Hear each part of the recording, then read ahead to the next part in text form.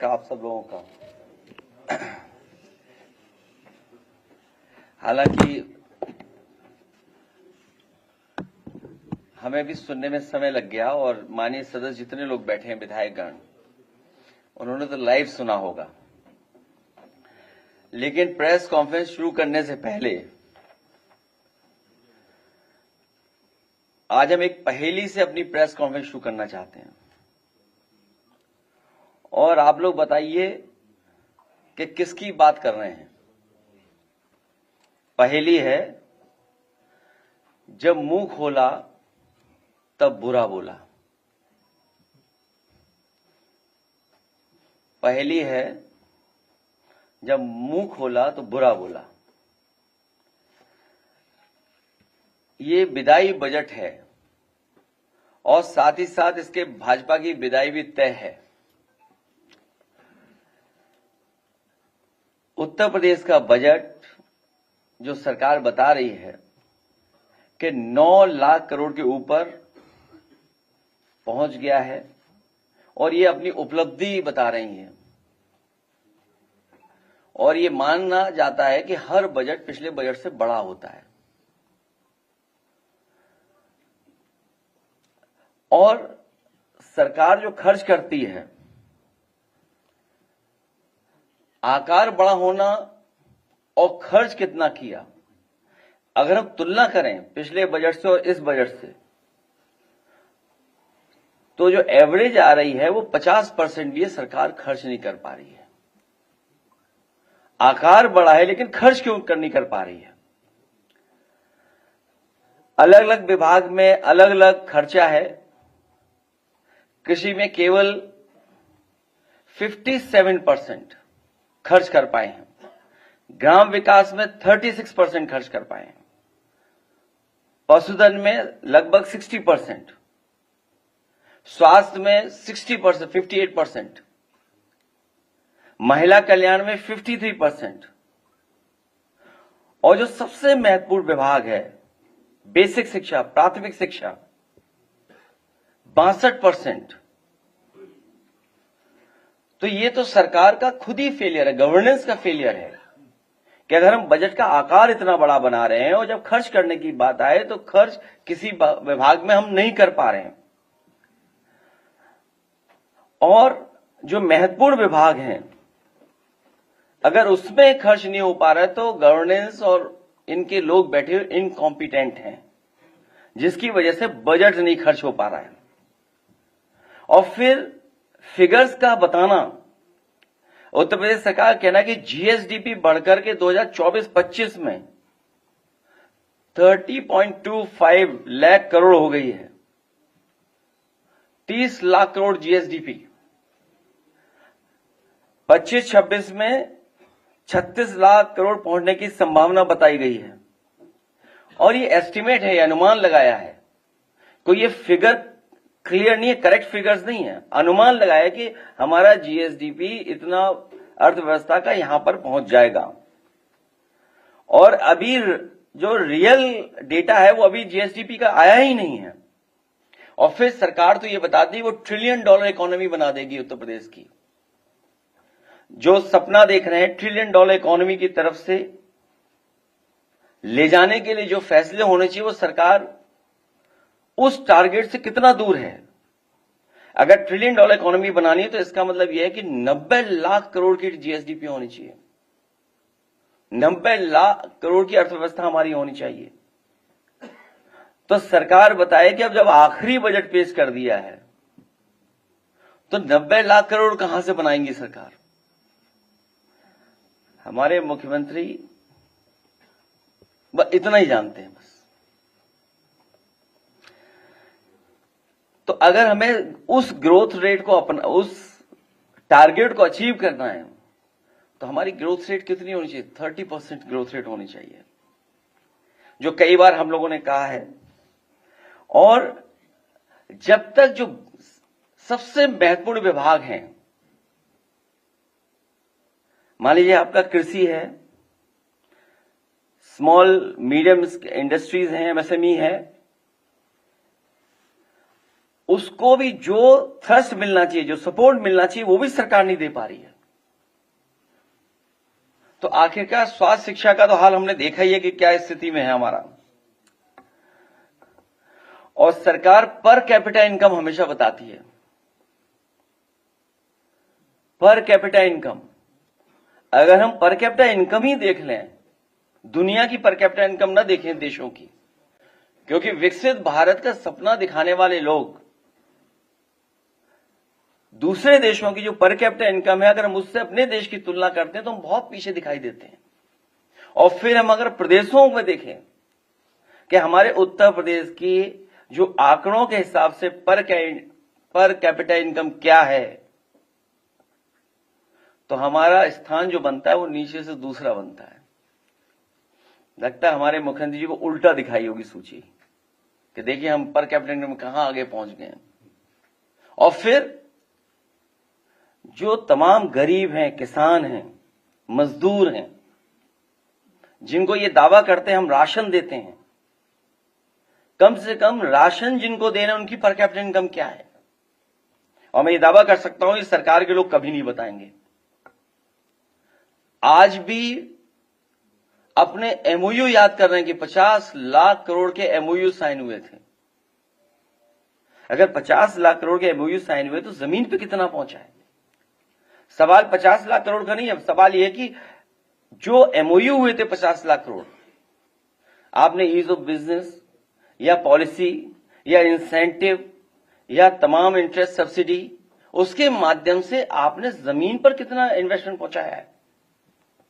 अगर हम खबरों को मान लें, जो आप लोगों के माध्यम से समय समय पर खबरें छपती हैं, अगर उसी को मान लें, इन्वेस्ट यूपी विभाग ने बताया कि 2023-24 में इन्वेस्टमेंट के लिए केवल 10 मामले, इनकी लागत 10 मामले आए, जिनके 10 ही प्रोजेक्ट है जिनकी लागत है 4000 करोड़। 2024-25 में 45 आए एमओयू सामने, जिनके 43,000 करोड़। 25-26 में आया 75,000 करोड़। और अगर ये हम सब भी जोड़ दें, और भी अगर जो छिपा हुआ हो इन्वेस्टमेंट जो न दिखाई दे रहा हो हमें, तो 50 लाख करोड़ के एमओयू किए और 10 साल में 1 लाख करोड़ के लगभग केवल ला पाए, और वो भी जमीन पर कुछ नहीं दिख रहा है। और जमीन पर अगर दिखाई देता तो नौकरी रोजगार मिल गए होते। आज दोबारा इनको न कहना पड़ता कि हम इतनी नौकरियां देंगे, इतने रोजगार देंगे, कि सरकार हमेशा ये बताती है कि हमने भुगतान इतना किया है, कि हमने 9 वर्षों में गन्ना मूल्य में इतनी बढ़ोतरी कर दी। सवाल यह कि आपने गन्ने का रेट कितना बढ़ाया 9 साल में, 10 साल में? अब तो आखिरी बजट भी आपका चला गया आपके हाथ से। और फिर जो डील में ढील दी गई है, उसके बाद हमारे किसानों पे कितना बड़ा संकट आने वाला है, उसकी तैयारी क्या की उत्तर प्रदेश की सरकार ने, जो अभी क्लियरिटी के साथ नहीं पता है किसी को। खबरें आ रही हैं कि बहुत सी चीजें आएंगी, एग्स आएंगे, फीड आएगा, एनिमल फीड आएगा। तो हमारे उत्तर प्रदेश में ही grassland and fodder research institute है, उसका क्या होगा? केवल एक ही नहीं, गन्ने के अलावा आलू, धान या अन्य फसलों के लिए जो एमएसपी की बात की थी, जो गारंटी देनी थी, लीगल गारंटी एमएसपी की, वो आखिरकार सरकार ने कहां दे पाई? और आय दोगुनी कर देंगे। और महंगाई जिस तरीके से बढ़ाई है, क्या किसान की आमदनी बढ़ी, आय बढ़ी, क्या किसान वहीं का वहां रुक गया आर्थिक रूप से?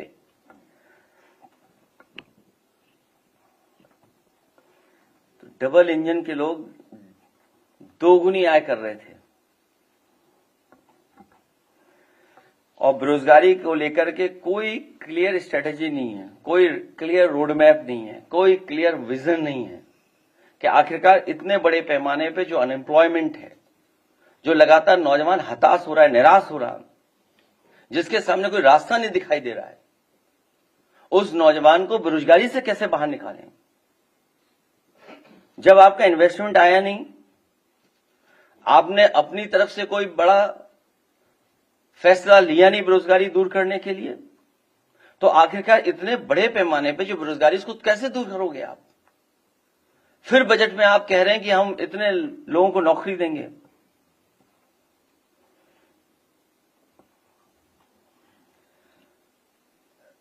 एमएसएमईज को लेकर के बहुत बड़ी बात अभी प्रेस कॉन्फ्रेंस में कही जा रही थी। ये डील के बाद जिस समय भारत की अर्थव्यवस्था में जो प्रभाव पड़ने जा रहा है, एमएसएमईज के ऊपर सबसे ज्यादा पड़ेगा किसान खेती के बाद। उन्हें क्या सपोर्ट दे रही है सरकार? और सरकार कहने को तो आंकड़े बताती है कि इतने लाख हमारी एमएसएमईज हैं। जो एमएसएमईज यूपी में है 96 लाख है, जिसमें 96 लाख एमएसएमई में 82 लाख जो रजिस्टर्ड एमएसएमई है वो रजिस्टर्ड ही नहीं है।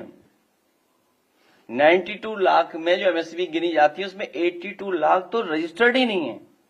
इसका मतलब यह है कि सरकारी योजनाएं वहां तक पहुंच ही नहीं सकती हैं। और आखिरकार क्यों नहीं रजिस्टर्ड हो रही हैं? 10 साल की डबल इंजन की सरकार में एमएसएमईज क्यों नहीं रजिस्टर्ड हो रही हैं? कोई कारण तो होगा उसका। और फिर हेल्थ सेक्टर तो कहां पहुंचा दिया है। घटनाएं समय समय पे हमें आपको देखने को मिलती हैं। अस्पतालों की जो हालत है, चाहे वो मेडिकल कॉलेज हो, चाहे जिला अस्पताल हो, चाहे पीएससी, सीएससी, इनकी सीधी सीधी मंशा और नियत यह है कि सरकार का स्वास्थ्य विभाग बिल्कुल ठप पड़ जाए, जिससे लोग प्राइवेट में ही इलाज कराए जाकर के। ये जितनी भी इंस्टीट्यूशन है, मेडिकल इंस्टीट्यूशंस, उनको कितना सपोर्ट किया है सरकार ने।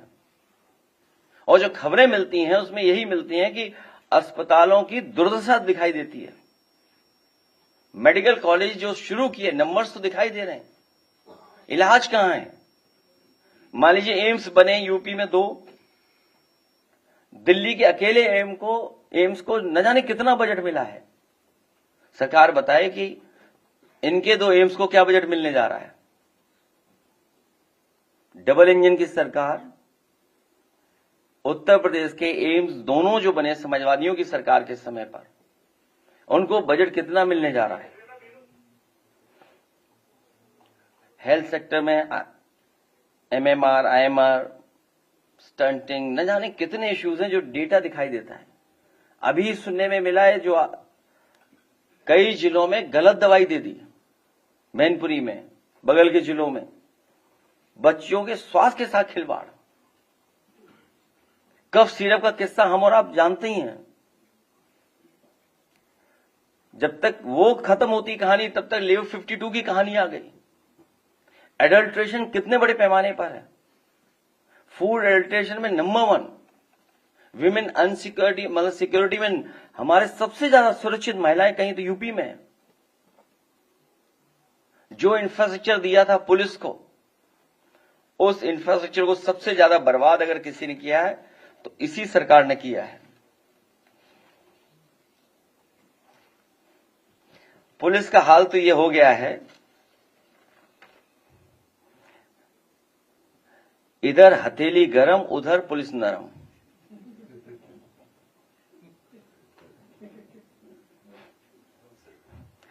इधर हथेली गरम, उधर पुलिस नरम। जब एफआईआर ही दर्ज होगी तो आंकड़े अपने आप नीचे आ जाएंगे। बड़े पैमाने पर एफआईआर न दर्ज करने की शिकायतें। पहले पुलिस तथा अपराधी 2 टीम होते थे, लेकिन भाजपा के महाभ्रष्टाचार की वजह से पुलिस और अपराधी एक ही टीम में आ गए हैं और भाजपा इस टीम की कैप्टन है आजकल। अब बच्चों ने चोर पुलिस खेलना बंद कर दिया है। संगठित अपराध में पहली बार अपराधियों के साथ सरकार और पुलिस भी शामिल है। ऐसे तमाम उदाहरण हैं जहां पर हम लोग देखते हैं कि संगठित होकर के अपराध हो रहे हैं यूपी में। संगठित अपराध में पहली बार अपराधियों के साथ सरकार और पुलिस भी शामिल है। भाजपा और पुलिस बेईमानी और भ्रष्टाचार के पर्यायवाची बन गए हैं। पुलिस का कोई डर नहीं बचा है। ये दावा तो है कि चौराहे पर पुलिस मिलेगी, लेकिन भाजपा ये नहीं बताते हैं कि वो ले देकर अगले चौराहे तक खुद छोड़ करके आएगी।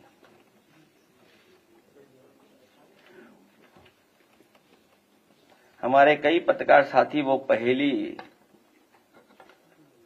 अभी नए ज्वाइन कर रहे हैं पत्रकार साथी लोग। हम लोगों ने ये प्रेस एक पहेली के साथ शुरू की थी, जब मुंह खोला तब बुरा बोला।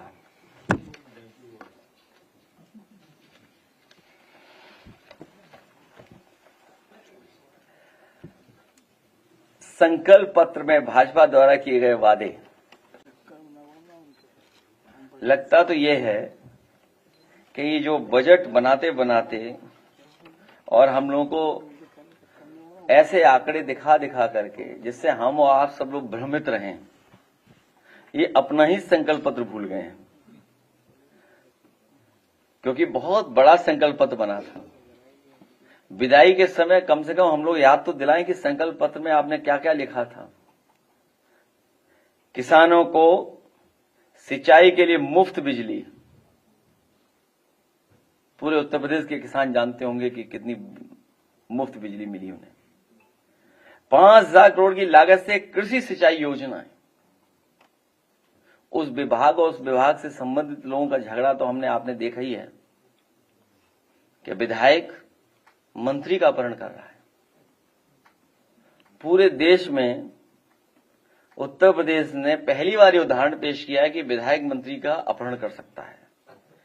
25,000 करोड़ की लागत से Sardar Patel agree infrastructure mission, ये 25,000 करोड़ का बना रहे थे। और दिल्ली का जो बजट का अगर आप हिसाब लगाएंगे तो 1 लाख करोड़ का बना रहे थे एग्री इंफ्रास्ट्रक्चर। 2000 नई बसों के माध्यम से सभी गांवों को बस की सुविधा दी जाएगी। आलू, टमाटर, प्याज जैसी सभी फसलों का न्यूनतम मूल्य देने के लिए 1000 करोड़ की व्यवस्था की जाएगी। आलू जहां जहां पैदा हो रहा है या जहां काश्तकार किसान जुड़ा हुआ है आलू कारोबार से, उससे पूछे कि क्या हालत है इस समय आलू की। गन्ना किसानों को 14 दिन के अंदर भुगतान होगा और ब्याज के साथ। उज्ज्वला के सभी लाभार्थी को होली और दीपावली पर 2 मुफ्त एलपीजी सिलेंडर बनेंगे। और बाकी लोगों ने सिलेंडर भराए कि नहीं भराए इसका आंकड़ा सरकार के पास ही नहीं है कि दोबारा उन्होंने भराए कि नहीं भराए। काशी, मेरठ, गोरखपुर, बरेली, झांसी और प्रयागराज में मेट्रो बनेगी। मेट्रो चलाते चलाते ये लोग पानी पे मेट्रो चलने लगे। और दिल्ली वालों ने इनसे बढ़कर के दावा किया, कहा कि दुनिया में सबसे ज्यादा मेट्रो कहीं बन रही है तो भारत में बन रही है। लेकिन जिस सरकार के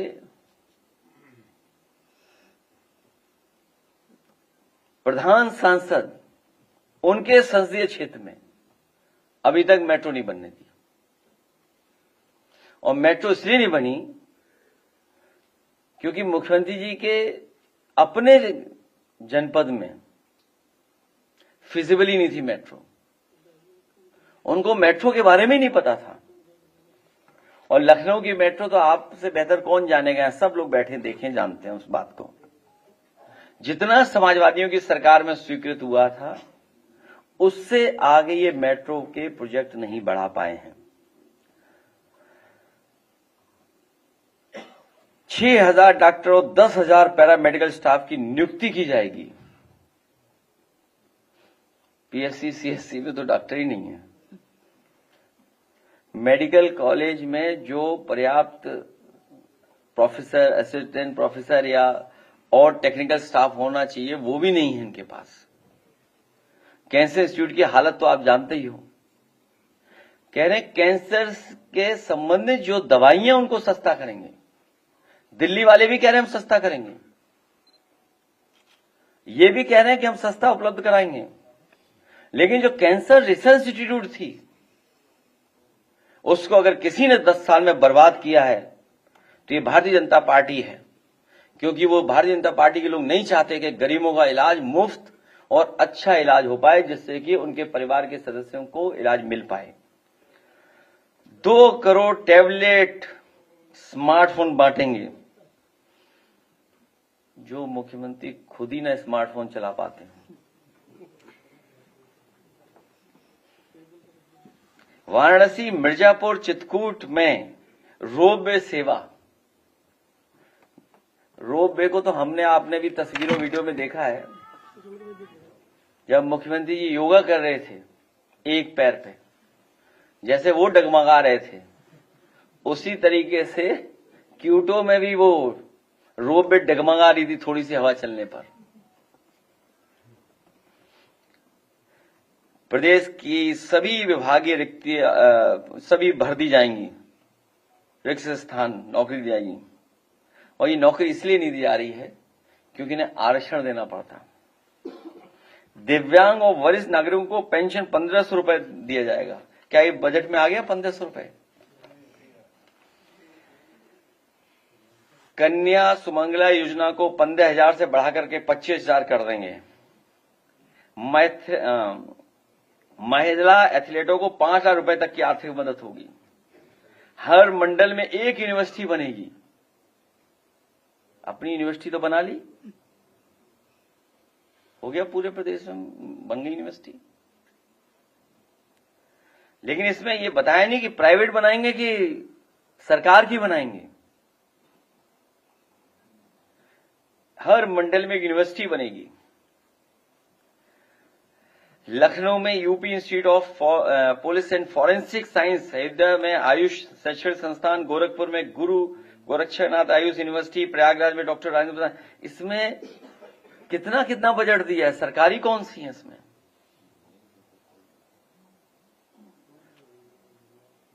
प्रत्येक ग्राम पंचायत में जिम व खेल मैदान। हमारी सरकार के मुख्यमंत्री जी खेल तो आपने देखा ही है। बास्केटबॉल अभी लास्ट देखा हम लोगों ने, बास्केटबॉल। हॉकी पहले देख चुके हैं हम लोग, क्रिकेट देख चुके हैं। कोई और खेल हो उनके पास तो वो भी बता दें। प्रत्येक ग्राम पंचायत में जिम व खेल मैदान। प्रतियोगी परीक्षा के लिए मुफ्त कोचिंग। कानपुर में मेगा लेदर पार्क बनाएंगे। लेकिन सच्चाई यह है कि लेदर इंडस्ट्री को अगर बर्बाद किसी ने किया है तो यही भारतीय जनता पार्टी के लोग हैं, और जानबूझ करके बर्बाद किया है। और अब जब हम लोगों ने अपने देश की अर्थव्यवस्था को हर एक देश से खोल दिया है, फ्री ट्रेड एग्रीमेंट, कुछ ही देश बचेंगे, वरना भारत के लोग और ये भारतीय जनता पार्टी की सरकार स्वदेशी का नारा भूल करके, आत्मनिर्भर का नारा भूल करके, मेक इन इंडिया का नारा भूल करके फ्री ट्रेड एग्रीमेंट हर देश से कर लेंगे। और याद रखना, जिनको रुपए की चिंता होती थी कि डॉलर के मुकाबले रुपया कहां ऊपर नीचे जा रहा है, इनकी सरकार में न जाने कितना न्यूनतम स्तर पर रुपया पहुंच जाएगा। हर परिवार में कम से कम एक रोजगार या स्वरोजगार का अवसर देंगे, ये इनके उसमें है। सभी निर्माण श्रमिकों को मुफ्त जीवन बीमा। इन्होंने जो लेबर कानून बनाया है उससे लेबर के अधिकार, मजदूरों के अधिकार सब छिन गए। कभी भी निकाला जा सकता है और कितने भी घंटे काम कराया जा सकता है, यूनियन नहीं बना सकते हैं। सभी 18 मंडलों में एंटी करप्शन ऑर्गेनाइजेशन यूनिट स्थापित करेंगे। इसकी जरूरत क्या है? केवल एक सरकार के लिए ऑर्गेनाइजेशन बना देते। हर जिले में जरूरत क्या है? करप्शन तो यहीं से शुरू है। मुझे याद है कि हमारे पत्रकार साथी उस दिन 1000 करोड़ का बोल रहे थे, मैंने 2000 करोड़ का बोल दिया, 20,000 का बोल दिया। तब से अभी तक एग्रीमेंट नहीं हो पाए लोगों के। जो भुगतान कर रहे थे वो मारे मारे फिर रहे हैं। इसलिए पत्रकार साथियों से निवेदन है, कोई ऐसा सवाल न पूछना जिससे सरकार का काम रुक जाए।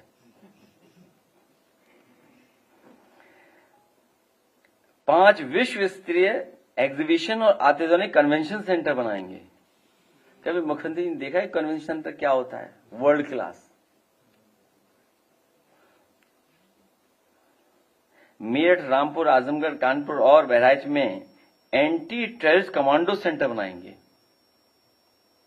जब मुंह खोला तब बुरा बोला।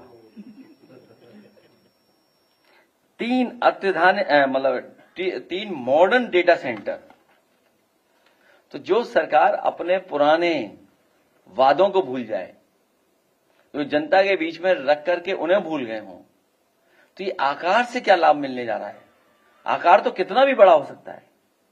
और फिर इसीलिए इंतजार कर रहे थे कि भारत सरकार का जब बजट आ जाएगा तब हम अपना बजट पेश करेंगे। बीबी राम जी योजना है, मान लीजिए मनरेगा का नाम बदल दिया, उसमें सरकार बताए कि बजट कितना कम हो गया उनका। अब उत्तर प्रदेश सरकार को कितना शेयर देना पड़ेगा उसमें। इसलिए सरकार केवल आंकड़ों से और अपने प्रचार के माध्यम से जनता को गुमराह करने की कोशिश कर रही है। स्किल डेवलपमेंट का प्रोग्राम के बारे में आपको पता होगा कि बहुत सारी जगह पर स्किल डेवलपमेंट प्रोग्राम जो चल रहा था उसमें किराया नहीं मिला जिस बिल्डिंग में वो चल रहा था।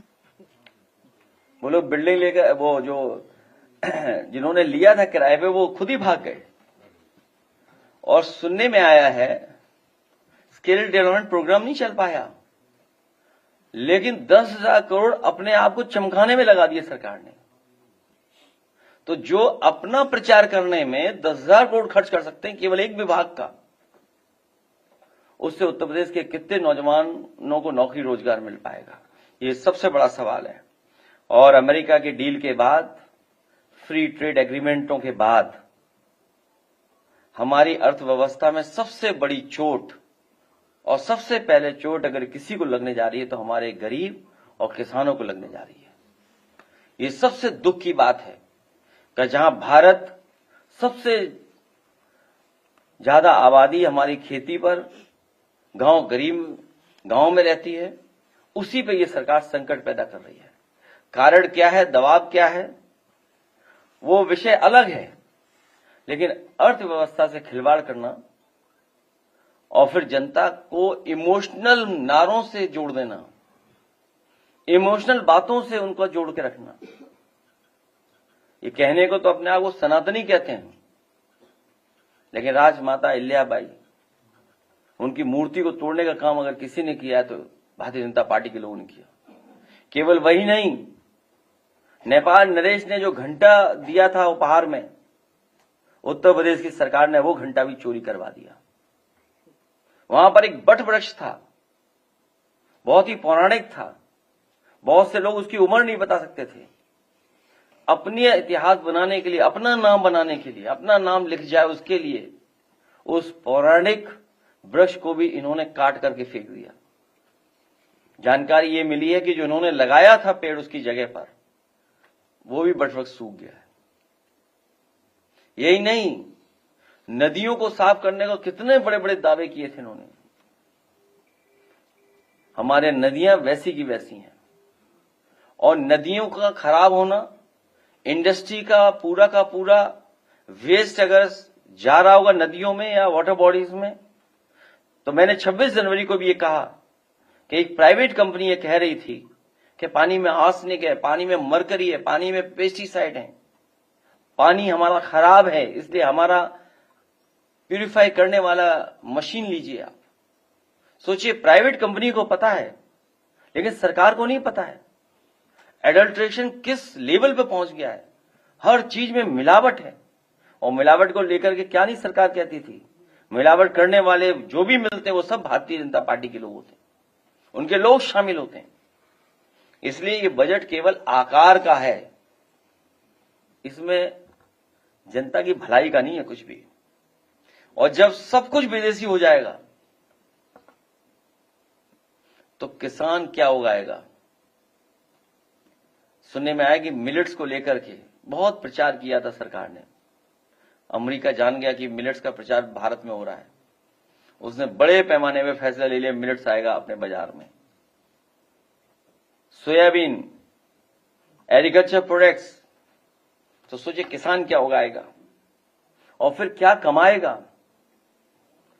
जो फसल पैदा करेगा वो कैसे बेच पाएगा? आने वाला समय काले कानून की तरह, जो काले कानून लाए थे लोग किसानों को बर्बाद करने के लिए, ये नए फैसले हुए हैं। इसलिए मेरा मानना है, हम समाजवादियों का मानना है कि ये आखिरी बजट जरूर था इनका, लेकिन ये विदाई का बजट था इनका। इसके बाद ये लौटने वाले नहीं हैं, क्योंकि भ्रष्टाचार और तानाशाही और जो चीज दे दो इन्हें वो बिगड़वा लो आप। कोई चीज सरकार को आप बता दोगे अच्छी है, उसी को बिगाड़ देंगे लोग।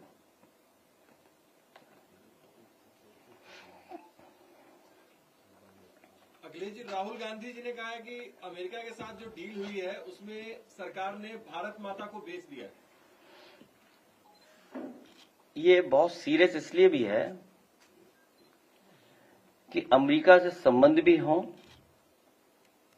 और हम अपना बाजार भी न दे दें। भारत के साथ, और दिल्ली में भी मैंने कहा, हमने बहुत बड़े पैमाने पे चीन को दे दिया बाजार, अमेरिका को दे दिया, रशिया को भी दिया है। हमारी पूरी foreign policy Bharatiya Janata party ने उलझा दी है। कभी WTO हुआ था, WTO के बाद बाजार खुला था और ये बात कही गई थी कि ट्रिकलिंग इफेक्ट से गरीबों को भी लाभ पहुंचेगा। कभी बाजार खुला था, आज हमने पूरा बाजार किसी और के हाथ पे दे दिया। इसलिए भारत को किस दिशा में जाना है, ये भारत की जनता को सोचना पड़ेगा। और मैं फिर कहता हूं, जो रास्ता समाजवादियों ने दिखाया, जो समाजवादियों ने करके दिखाया, वही रास्ता देश की खुशहाली को लेकर के जाएगा।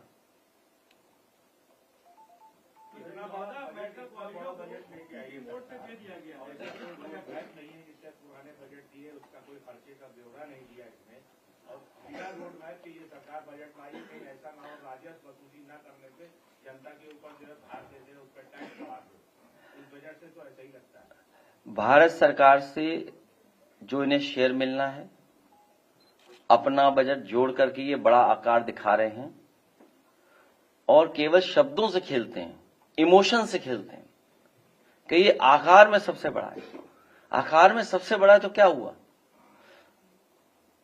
लेकिन गरीब जनता का कितना लाभ पहुंच रहा है, किसान को कितना लाभ पहुंच रहा है, नौजवान को नौकरी रोजगार कितना मिल रहा है, हमारी महंगाई कितना कम कर रहा है ये बजट। अगर 9 लाख करोड़ का बजट है तो आप महंगाई क्यों नहीं कम कर रहे हो? आप बिजली का बिल ज्यादा ले रहे हो, लेकिन तमाम उद्योगपति कारोबारियों को आप मुनाफा ज्यादा पहुंचा रहे हो।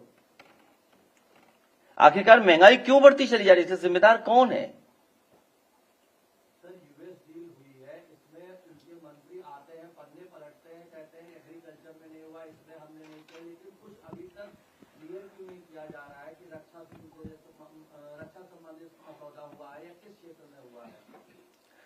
हमें उम्मीद है कि जब बजट भाषण का रिप्लाई आएगा सरकार की तरफ दिल्ली में, उन बातों को जरूर रखा जाएगा, क्योंकि विपक्ष के लोगों ने यही सवाल उनसे पूछे कि आखिरकार ये डील में क्या क्या है। और यहां तक पूछा कि जो बजट का हलवा बनता है वो इधर ज्यादा मिला कि उधर ज्यादा मिला है। अखिलेश जी, इन्वेस्टमेंट की बात हुई है, इन्वेस्ट यूपी से जुड़ा एक प्रकरण है। हाईकोर्ट ने FIR पेश कर दी है घूसखोरी मामले में। निकांत जैन के खिलाफ जो है FIR वो रद्द हो गई। तो जब जांच शुरू हुई थी तो बहुत तामझाम हुआ था, बहुत प्रचार हुआ था, और अब शिकायतकर्ता कहते हैं कि गलतफहमी में शिकायत हो गई थी और उसके बाद इतना बड़ा मामला खड़ा हो गया, करोड़ों रुपए का। अयोध्या फैजाबाद के मोहित खां साहब 72 वर्ष के, उन्हें किस बात को सजा मिली? 19 महीने जेल में रहना पड़ा उन्हें। बाद में छूट करके आए। क्या आरोप था उन पे? आप सब चैनल वाले हो, क्या दिखा रहे थे आप लोग? अब शायद शर्म आ रही होगी आपको थोड़ी बहुत। क्या दिखा रहे थे आप लोग चैनल वाले कि मोहित खान क्या हैं? क्या दिखा रहे थे आप लोग? केवल चुनाव के लिए आप? और कौन नहीं जानता है भ्रष्टाचार नहीं हो रहा? मैं टिप्पणी हाईकोर्ट पे नहीं कर रहा हूं, लेकिन इतना भ्रष्टाचार किसी ने नहीं देखा जितना इतना भ्रष्टाचार यहां पर हो रहा है।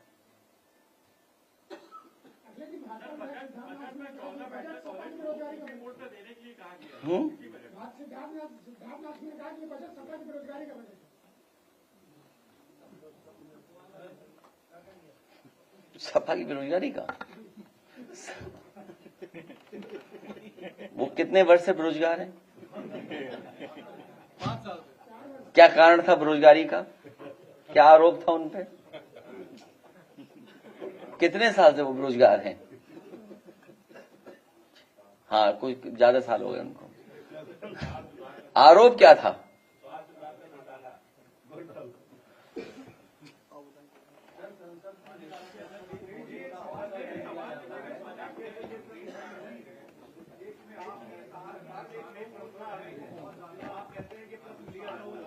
एक एक बोलोगे तो अच्छा है, लास्ट में तुम्हें गाना बहुत अच्छा सुनाएंगे।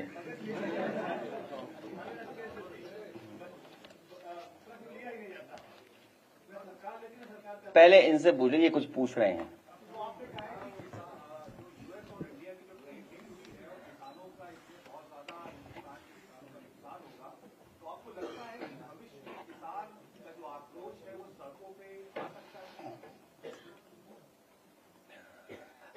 पहले तो ये बात साफ हो कि एग्रीकल्चर सेक्टर में क्या क्या चीजें आ रही हैं और क्या क्या समझौते हुए हैं। जो खबरें पढ़ने को मिल रही हैं उसमें एग्रीकल्चर प्रोडक्ट्स बड़े पैमाने पे आने वाले हैं और 500 बिलियन का हम लोग बिजनेस देने वाले हैं। अगर हम 500 बिलियन का बिजनेस देंगे उनको तो मेक इन इंडिया का क्या होगा? हमारा एग्रीकल्चर सेक्टर जहां पर 60 से लेकर के 70% आबादी निर्भर है, गरीब निर्भर है, उनका क्या होगा? स्वाभाविक है कि सरकार को हटाने के लिए बोट और सड़क पे आना होगा उनको, उसके अलावा कोई रास्ता नहीं है। लेकिन सरकार ये क्लियर तो करे पहले। सरकार क्यों घबरा रही है कि क्लियरिटी नहीं ला रही है कि क्या क्या प्रोडक्ट्स आ रहे हैं?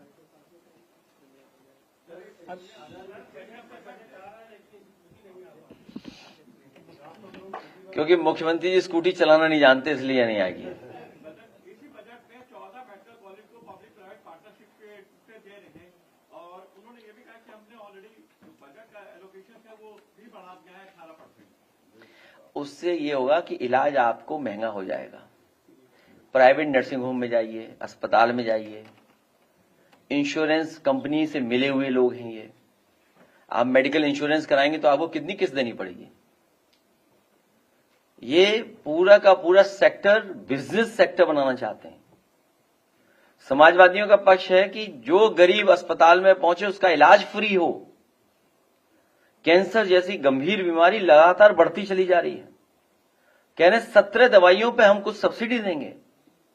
आखिरकार आपकी रिसर्च इंस्टीट्यूट बन जाती तो शायद यहां की कुछ चीजें ऐसी निकलती जो गरीबों को लाभ पहुंचाती, सस्ती होती।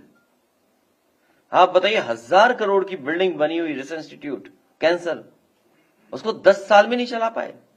और जिस समय मैं पहले मरीज से मिला था वो गोरखपुर की बेटी थी पहली, जिसका ऑपरेशन और इलाज लखनऊ में हो रहा था समाजवादियों के बने हुए रिसर्च इंस्टीट्यूट में। 385 करोड़ का बजट एलोकेशन किया है एडिशनल। आकार से क्यों घबरा हो रहे हो? अब टोपी तुम्हारी पहन के, पहनावा पहन के हम ही धोखा खा जाएं? अध्यक्ष जी नहीं, अब बोलने दे रहे हैं, बोला जा रहा है। सरकारी योजनाओं को घोषणाकारी बनाया गया है। वो सवाल दूसरा था जिसकी वजह से जो रुकावट लोकसभा में थी वो रास्ता साफ हो गया। सभी भाषण दे रहे हैं, भी सब अपना पक्ष रख रहे हैं। अध्यक्ष जी, कल आपने देखा यूजीसी में जिस तरीके से पल्लवी पटेल जी आपकी विधायक प्रदर्शन कर रही, उनके साथ पुलिस ने बर्बरता की, कैसे आप देखते हैं अध्यक्ष जी? जो बीजेपी के पास जाएगा उसके साथ ऐसा ही व्यवहार होगा। भारतीय जनता पार्टी किसी की सगी नहीं है। अखिलेश जी, पुलिस की कार्य प्रणाली पर आपने अभी टिप्पणी की थी। अभी हाईकोर्ट ने भी, इलाहाबाद हाईकोर्ट ने भी जो बुलडोजर की कार्रवाई हो रही है उसमें सुप्रीम कोर्ट का हवाला देते हुए कहा कि उसका पालन नहीं हो रहा है और खुद से जो न्याय और दंड देने का काम पुलिस कर रही है बुलडोजर चलाकर। हमीरपुर के एक मामले में स्टे लगा दिया है, 25 को अगली सुनवाई होगी, लेकिन इस तरह के तमाम मामले उत्तर प्रदेश में सामने आते रहते हैं। सुप्रीम कोर्ट ने यहां तक किया है कि कहीं अगर डिमोलिश किया गया था उसके लिए कहा था कि फाइन देंगे, आप अधिकारियों पे कार्रवाई होगी।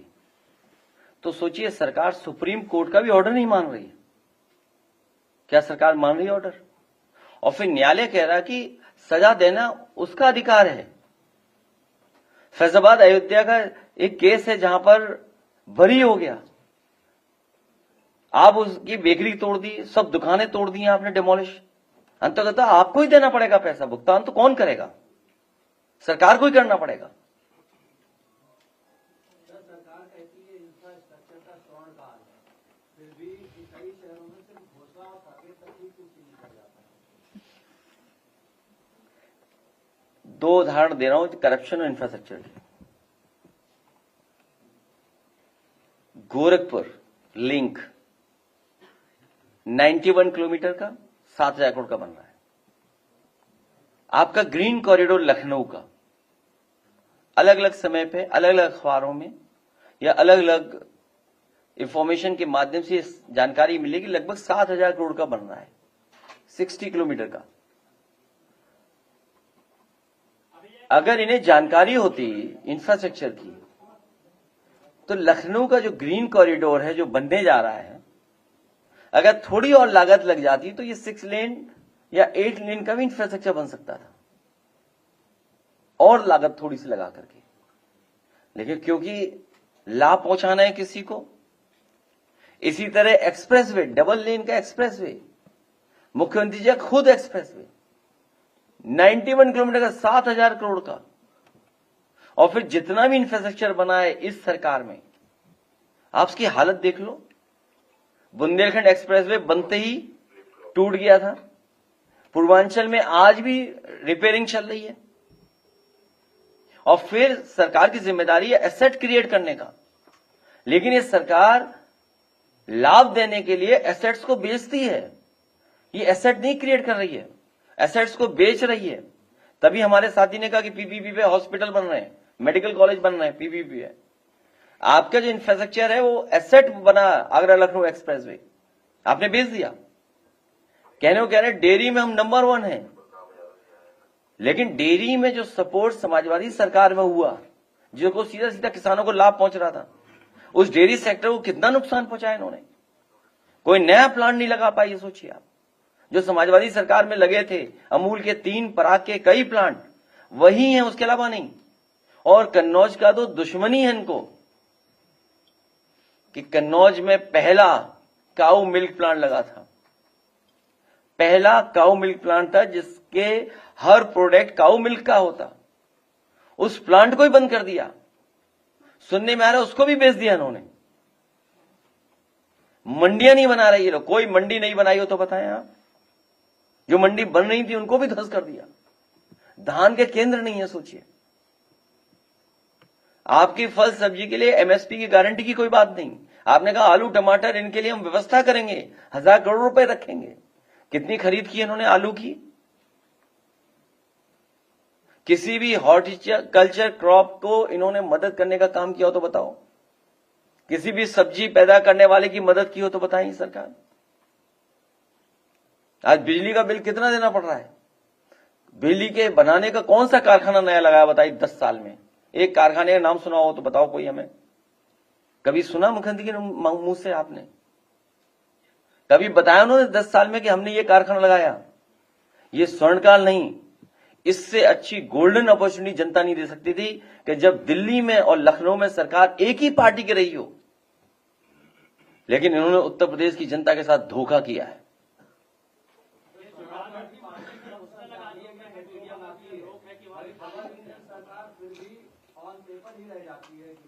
मुझे खुशी उस समय उद्घाटन के समय पर, जब लखनऊ मेट्रो का उद्घाटन हो रहा था, हालांकि उद्घाटन का उद्घाटन हुआ था। उद्घाटन होने के बाद जो दूसरा उद्घाटन किया था, उस समय के गवर्नर, उन्होंने एक बहुत ठीक बात कही थी। उन्होंने अपने भाषण में कहा कि ये पहला प्रोजेक्ट है जो टाइम पर और बिना पैसे बढ़े हुए पूरा हो गया। बीजेपी वाले बताएं कोई कारखाना उन्होंने इस तरह का लगाया हो तो बताओ, कोई मेट्रो बनाई हो तो बताओ। जब मुख्यमंत्री को पता ही नहीं मेट्रो क्या चीज है, गए झांसी, बोला झांसी में मेट्रो बनेगी। आज तक झांसी वाले इंतजार कर रहे हैं। और गोरखपुर में बनेगी मेट्रो। गोरखपुर में कौन सी मेट्रो बन गई बताओ? अपना बना लिया सब कुछ, ये मेट्रो नहीं बनी। और फिर गोरखपुर लिंक में कितना बड़ा घोटाला किया है। पूर्वांचल एक्सप्रेसवे जहां छोड़ा था उससे आगे नहीं पहुंच पाया। पखनपुरा आखिरी गांव है जहां तक वो कनेक्ट समाजवादी सरकार में हुआ, वही अलाइनमेंट था, उससे आगे नहीं बढ़ा पाई ये सरकार। सोचिए आप। दाल मंडी मामले में पोस्टर्स लगा दिए गए हैं, मीडिया को रोका गया कि आगे नहीं कवरेज कर सकते। दाल मंडी केवल वोट के लिए तोड़ी जा रही है, केवल कम्युनल पॉलिटिक्स के लिए जोड़ी जा रही है, केवल कम्युनल मैसेज देने के लिए तोड़ी जा रही है। जो लोग, आप कल्पना करिए, राजमाता अहिल्याबाई देवी का उन्होंने मूर्ति तोड़ दी हो, मंदिर तोड़े, 100 मंदिर तोड़े होंगे इन्होंने, मंदिर तोड़ दिए 100। राजमाता अहिल्याबाई देवी का मूर्ति तोड़ दी, मणिगंगा घाट तोड़ दिया। दुनिया में अपनी विरासत को संरक्षण किया जाता है, उसका संवर्धन किया जाता है, अगली पीढ़ी को और अच्छा करके देके जाते हैं। बट ब्रश लगा था वो काट डाला इन्होंने, उखाड़ फेंक दिया। जब लोगों ने शोर किया, हम लोगों ने आवाज उठाई तो नया बट ब्रश लगाया एक, वो भी सूख गया। इनके हाथ से तो पेड़ भी नहीं लग पा रहा है। अच्छा जी, मुख्यमंत्री ने कहा है तो इसलिए क्योंकि सभी इन्होंने, और फिर शंकराचार्य जी का अपमान किया। कहां? त्रिवेणी, हमारी संस्कृति, कितना पौराणिक स्थान है वहां पर, सोचिए बिना स्नान करके वापिस भेज दिया। क्या यही सनातनियों की परिभाषा है? इसलिए जानबूझ करके कम्युनल माहौल बनाने के लिए दाल मंडी को तोड़ा जा रहा है, वहां के लोगों को हटाया जा रहा है। जो अधिकारी कर भी रहे हैं, मैं ये दावे के साथ कह सकता हूं, जो दूसरों के लिए गड्ढा खोदता है वो अपने आप गिरता है। और हमारे धर्म में एक चीज है, जो पाप करेगा उसे फल जरूर मिलेगा। जो पाप कर रहे हैं लोग, अधिकारी लोग, देख लेना आपको उनके पाप का इसी जन्म में, इसी जगह पर उन्हें सब कुछ हिसाब किताब होने जा रहा है उनका। भगवान करेगा इनका।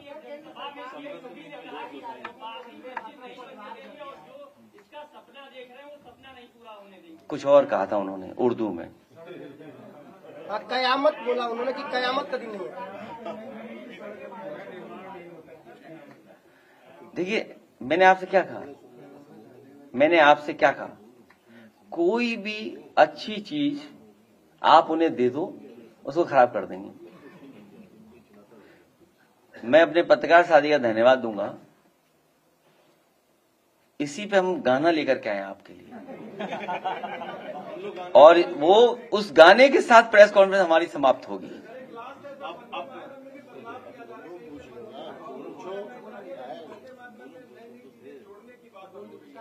अरे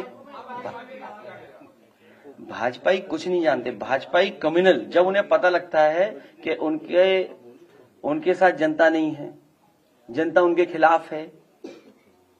और सच्चाई तो हम बताएं आपको, अभी मैं बजट सुन रहा था तो बता रहे थे कि 1,60,000 के लगभग, कितनी सरकारी नौकरी दी है पुलिस की इन्होंने? 1,83,000। 1,83,000। माइग्रेशन को लेकर के, आरक्षण को लेकर के तमाम बातें हैं सुप्रीम कोर्ट की भी। अगर 1 लाख इतनी नौकरी मिली, आप बताइए पीडीए के लोगों की कितनी नौकरी छीन ली इन्होंने। जो सरकारी विभागों में, मैंने आंकड़ा दिया था एक बार, जो सरकारी 30,000 पीडीए परिवार के लोगों की नौकरी इन्होंने छीन ली, आरक्षण छीना 30,000 लोगों का। और अगर इसमें आरक्षण कम से कम 50,000 पीडीए परिवारों का आरक्षण छीना, सोचिए आप, 50,000 कम से कम जो पीडीएस समाज के नौजवानों को नौकरी रोजगार मिल जाता। ये जब कमजोर हो जाते हैं कम्युनल रास्ता अपना लेते हैं। SIR पे क्या कहना आपका? नंदलाल, मुझे खुशी है इस बात की, द्वापर और त्रेता के लोगों ने हमें बचा लिया, दशरथ और नंदलाल। ये सवाल हमसे मत पूछो, हमसे ना पूछो, अरे फिर पूछ लेना। ये जो नंदलाल आए थे उन्हें मैंने 1 लाख रुपए का उपहार वो दिया, इनाम। हम आप में से किसी को देना चाहते थे। सोचिए, आपने 1 लाख खो दिया, अब जागे आप हैं 1 लाख का। और मुझे खुशी इस बात की कि बहादुर नंदलाल कम से कम आया और हमारे साथ खड़ा हुआ यहां पर। और उसने कोई सामान्य काम नहीं किया, वो गरीब है इसलिए लड़ रहा सरकार के खिलाफ, अमीर नहीं लड़ सकता सरकार के खिलाफ। वो गरीब था इसलिए खड़ा हो गया सरकार के खिलाफ। उस पर कितना प्रेशर था हम ही जानते हैं उस बात को। भारतीय जनता पार्टी के तमाम नेता अधिकारी दबाव बना रहे थे कि ये लखनऊ न पहुंच जाए। हमें कई दिन लगे तब जाकर के हम उसे यहां ला पाए। हम ही जानते कैसे ला पाए। नहीं, छिपके तो नहीं है, गाड़ी से आया। अध्यक्ष जी, योगी जी ने कहा ये अरे रुक जाओ एक मिनट। तो नंदलाल जो दस्तखत नहीं कर पाता है, जो दस्तखत नहीं कर पाता, सोच उसके साइन कर दिए इन्होंने। इंग्लिश में अरे नहीं सिखा, मैं 1 लाख रुपए तुम्हें फिर दे रहा हूं, जाओ 1 महीने में सिखा देना उसको। इतने सीनियर पत्रकार कहां चक्कर में पड़ रहा है बीजेपी के। मैं कह रहा हूं 1 महीने में आप सिखा दो उसको, हम 1 लाख रुपए देंगे आपको। जो गरीब मजदूरी करता है, जो अंगूठा मारता था, बताओ भारतीय जनता पार्टी के किस नेता ने वो दस्तखत किए? सवाल ये है। और चुनाव आयोग आंखें बंद करके बैठा हुआ है। चुनाव आयोग, ये जिम्मेदारी तो चुनाव आयोग की है। चुनाव आयोग क्यों नहीं एक्शन ले रहा उस जिलाधिकारी पर? भाई चुनाव आयोग को उस जिलाधिकारी पे एक्शन लेना चाहिए, उस एसडीएम के खिलाफ एक्शन लेना चाहिए। अगर वो कॉन्स्टिट्यूशनल बॉडी है, निष्पक्ष बॉडी है, तो नंदलाल के मामले में उन्हें उन अधिकारियों के खिलाफ कार्रवाई करनी चाहिए जिनकी वजह से किसी का वोट का अधिकार छीना जाता। केवल वोट का अधिकार नहीं छीन रहा था, उसकी नागरिकता भी अधिकार छीन लेते लोग। तमाम जो सरकारी सुविधाएं मिलती वो सब छीन लेते लोग। इसलिए हम बधाई देते हैं एक बार फिर नंदलाल कश्यप को कि जिसने हिम्मत और बहादुरी के साथ और साहस के साथ यहां आकर के ये स्वीकार किया और कहा कि ये दस्तखत मेरे नहीं है। अरे योगी जी ने कहा ये पहली बार हुआ है कि किसी को मुख्यमंत्री के रूप में 10वीं बार बजट पेश करने का मौका मिला। मैं कह रहा हूं कि वो योगी है क्या? चैट जीपीटी सब पे होगी या कोई और एआई, आप डालिए उस पर, देखिए योगी, हमारी गीता में क्या लिखा है योगी के बारे में। गुरु नानक जी ने क्या कहा उन योगी के लिए। जब खुद ही नहीं है वो, तो 10 बजट का क्या मतलब है? कहां धकेल दिया आपने? ये आ नहीं पाए थे, ये आ नहीं पाए थे, रुक जाइए, रुकिए, आ नहीं पाए थे। वो पहेली भूल गई है। बुलडोजर प्रक्रिया चालू रहेगी आगे भी? नहीं, पहेली के साथ और कुछ भी है ना इनके लिए। अखिलेश जी, बुलडोजर प्रक्रिया आगे भी चालू रहेगी आपके आने पे? ये पहेली यूं ही नहीं बनी। जब मुंह खोला बुरा बोला। अपराधियों को पाताल से भी ढूंढ कर निकालेंगे। वो खुद अपराधी हैं। बताओ उन्होंने मुकदमे नहीं वापस लिए क्या? बताओ खुद मुकदमे वापस नहीं लिए क्या उन्होंने? मिट्टी में मिला देंगे, कयामत तक नहीं बनेगा। वो भी उर्दू के खिलाफ, फिर उर्दू बोल रहे हैं। बटेंगे तो कटेंगे। देख सपाई बिटिया घबराई। आप आंकड़े निकलवाइए, पुलिस में, महिला पुलिस के लोग कितने सुरक्षित हैं। और आए दिन आंकड़े निकलते हैं, जो आंकड़े हैं, जो आंकड़े बताए जा रहे हैं, जो सरकारी आंकड़े हैं, सबसे ज्यादा असुरक्षित महिलाएं बेटियां कहीं हैं तो उत्तर प्रदेश में। माफियाओं पर सद्भावना की बुलेट ट्रेन चलाएंगे, पर जैसे ही उनके आएंगे माफिया, वहीं बुलेट ट्रेन में ब्रेक लग जाएंगे। गर्मी में भी यूपी को शिमला बना देंगे। ये एआई को समझते हैं क्या? बताओ, एआई में पकड़े गए कैसे मुख्यमंत्री? बताओ, एआई में पकड़े गए। सनातन कमजोर होगा तो देश कमजोर होगा। हमारे पूज्य शंकराचार्य को गंगा में स्नान नहीं करने दिया। जो हमारे पूज्य शंकराचार्य को गंगा में, और वो पौराणिक परंपरा को जिसने तोड़ा वो सनातनी कभी नहीं हो सकता। जिसने पौराणिक मान्यता को, पौराणिक व्यवस्था को, हमारी त्रिवेणी संस्कृति की, आध्यात्म की, धार्मिक, उस स्थान पर जाने से रोका हो पूजनीय शंकराचार्य को, वो कभी सनातनी नहीं हो सकता। विपक्षियों की तालिबानी मान सकता है। ये कहां से आए शब्द ढूंढ करके? तो ऐसे बहुत सारे हमारे पास उनका है, इसलिए हमने पहली से शुरू किया। स्वाभाविक है वो सब कहना उनका, अब जाना ही है उन्हें। अच्छा जी, बस एक और है, आईएएस अभिषेक प्रकाश से जुड़ा जो केस है वो रद्द हो गया।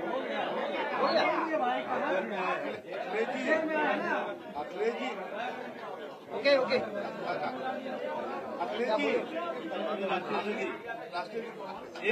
अध्यक्ष जी, एक प्रश्न इधर से ले लीजिए। अध्यक्ष जी, माननीय राष्ट्रीय अध्यक्ष जी, एक प्रश्न इधर से ले लीजिए। माननीय अध्यक्ष जी,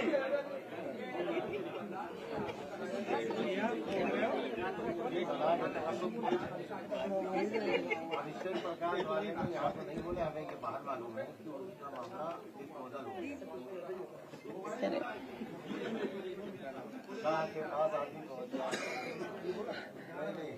इनके एकाध कारनामे नहीं, बहुत सारे कारनामे हैं।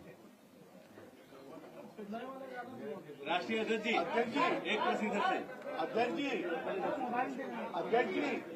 अरे एक्सट्रीम फाइल पे हमारे अधिकारियों को सफाई देनी पड़ रही है, मोदी जी क्यों नहीं दे रहे हैं? इस पे थोड़ा सा एक्सट्रीम फाइल जो है पूरे इंटरनेशनल लेवल पे जो है तो धमाकेदार ट्रम्प के खिलाफ जो है पूरे विश्व में जो है आंदोलन हो रहा है उनके देश में, हमारे देश में क्यों नहीं? अधिकारी सफाई दे रहे हैं। हाँ, अधिकारी सफाई दे रहे हैं हमारे। मैंने देखा नहीं, बुरा न देखो।